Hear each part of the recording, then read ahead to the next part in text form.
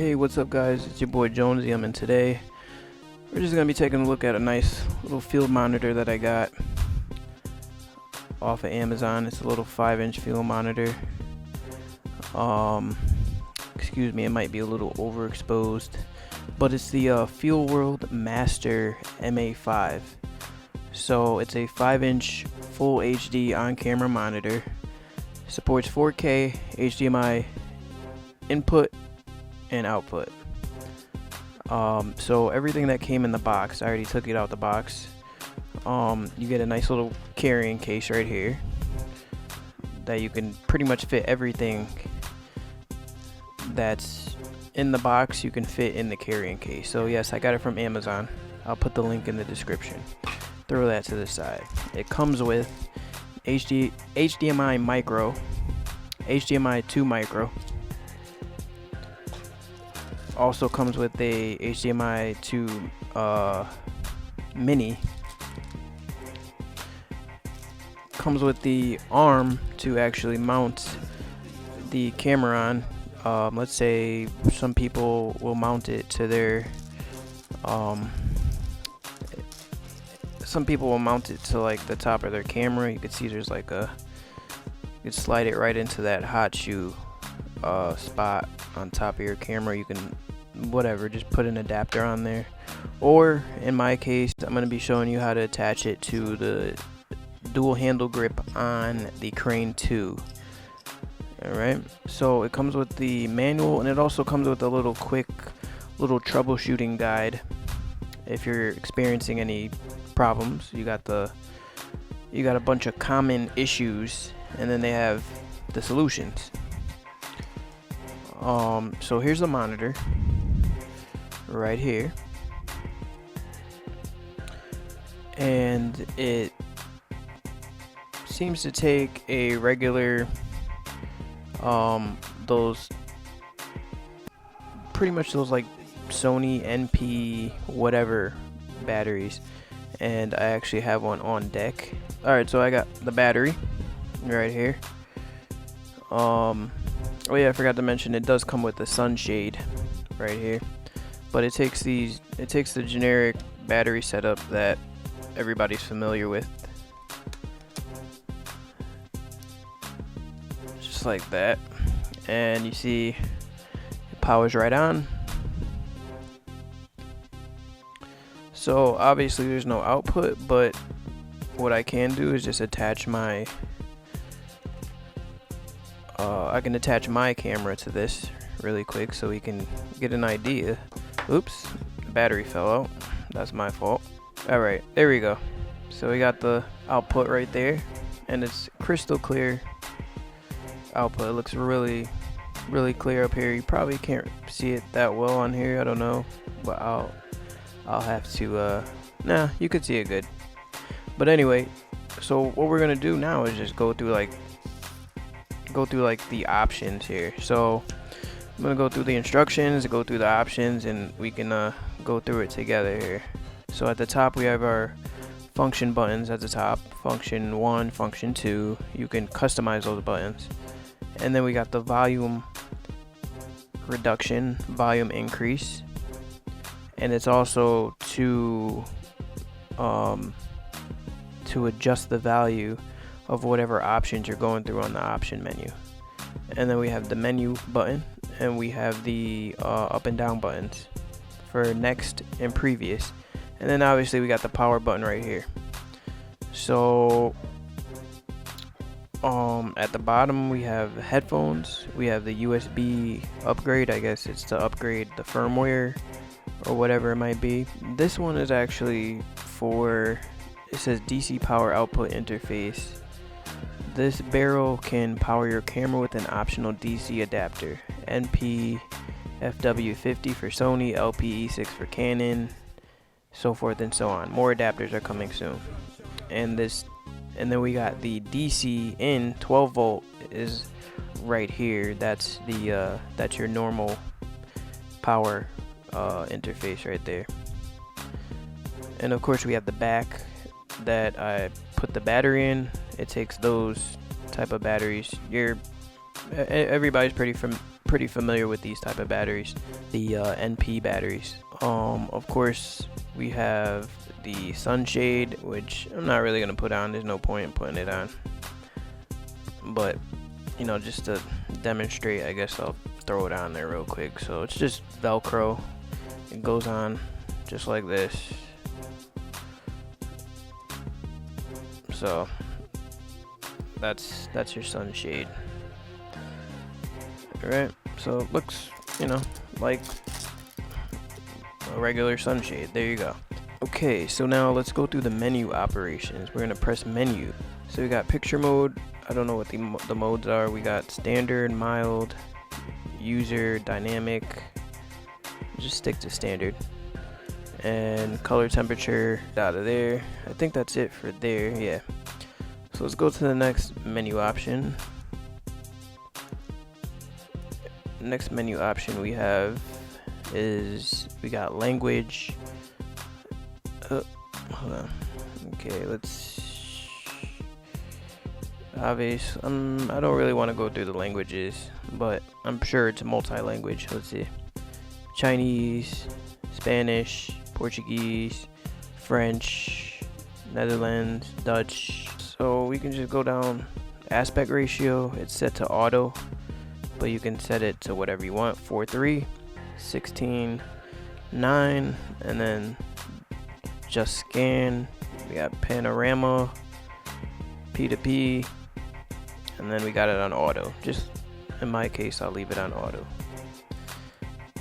No signal. So I guess when there's no signal, do you want a blue screen, or red screen, green screen, black screen, white screen?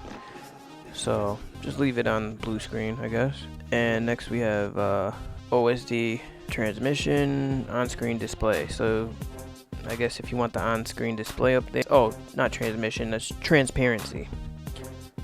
So that's actually, yeah, that's actually pretty cool. Let's set that to low. That's pretty neat. And I guess you can adjust the height. And where do you want it? Do you want it right in the middle of the screen or to the right of the screen? That's actually pretty cool. I prefer it to the right. That way it's not blocking everything. So I'll just set it right there. And we have on-screen display time. So if you don't do anything, how long do you want the menu to stay visible? The backlight, obviously that's the brightness. So you can turn the brightness down. So do you want the when you plug the battery in, do you want it to automatically come on, or do you want to have to press the power button? That's pretty much what the auto function is in this case. So I'll just set it to auto. Doesn't bother me. So this is the option if you want to upgrade the monitor. USB upgrade. So let's go back to the menu. Let's go to the other options. We got zoom. I'm guessing this is like, oh, okay. So that zooms in really far. So let's get out of this menu because pretty much, wait, let's go to zoom mode. Model. Mode 1, mode 2, off. Alright, let's get out of this menu. There's really nothing in that one. So here we have, it looks like some grid options here. So we got center marker, which I think I like the center marker on there. I do like the grids. The grids are important for me. And we got the save frames. I usually don't bother with this option. There's no need for me in this case. I do like the grids though. I like the grids. I do like the box grid. I like the center marker. Image freeze, image flip. So I guess if you have it mounted upside down, you can flip the image like that. So that's actually really important. And you can also flip the menu as well. you know, these are just all display options here. I'm gonna go too much in detail. Check field, mono, red, green. I guess that I'm not sure what that is. It doesn't really tell you what these things are for in the menu, but obviously I'm not I'm not really familiar with some of these. The histogram is definitely a must. That shows you your basically your exposure levels. You got your, you know, it's to make it, it's a good graph to make sure that you're staying in the within the proper exposure range when you're filming. That's definitely a must. I definitely have that on the screen. False colors, on or off. I don't think I've ever used that. Focus assist is basically focus peak, and we're gonna go down to overexposure, what's called zebra. Zebra on your camera setting, basically wherever you see the zebra lines or the stripe lines, that's where your picture is overexposed. So I usually keep that on, as well as the focus assist when I'm shooting, you know, music videos and whatnot. So now we're gonna get out of this menu, go over to F, which here you can set your presets. So your F, so right now function 1 button is set to the histogram, and function 2 is set to false color. So if we get out of here and I press F1, the histogram toggles on and off. False colors toggles on and off with F2. So I'm assuming obviously you could change these to whatever you want to change them to. So let's say F2 I want to set to let's see if they have focus peaking here, or focus assist it's called. So let's set it to focus assist, and then get out of the menu. So if I turn F2 on, there we go, focus assist, histogram, pretty cool. All in all, I'm satisfied with the size of the monitor and the picture clarity. It's really clear. I don't know how clear it's coming out on camera, but from what I can see, it's coming out clear. And so now we're just gonna mount it to my crane and see how that goes. Okay, so I got my crane 2 up here with the dual handle grip you see right here. And so now we're just gonna mount this. You can see it. I'm gonna mount this on top of here, just like that. And then so in my case, I like to hold the crane like this because I'm right-handed. I like to have my thumbs like this. So if I'm gonna mount it over here, I'm gonna have to have it flipped upside down, which is okay because you can flip the screen any direction you want. So this spacer piece looks like it goes right on here, like that.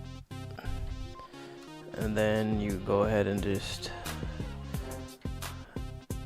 put that up there like that. So as you guys saw before, you can flip the screen. You can flip the screen any direction you want to flip it. Okay, and that's the review for the Feelworld MA5 5-inch monitor. As you can see, I was able to get the screen flipped and all that to accommodate my positioning on my dual handle grip. And so this monitor is very affordable and very high quality. I'll put the Amazon link in my description. There's loads of options. You got, you know, you can turn on focus, peaking. You got the false colors, the histogram, your zebra overexposure indicators. You got your grid, so that you can frame your subject properly. The center markers up there, as you can see on the screen. Tons of different aspect ratios, multiple languages. I would highly recommend this monitor. I haven't used it in real world, but I do know what a monitor is supposed to look like, and compared to my bigger 7-inch monitor, it has all the same features, but it's in a much more compact presentation, which I prefer when I'm working with the gimbal. And that'll be all. Thanks for watching. Don't forget to like, comment, and subscribe, please.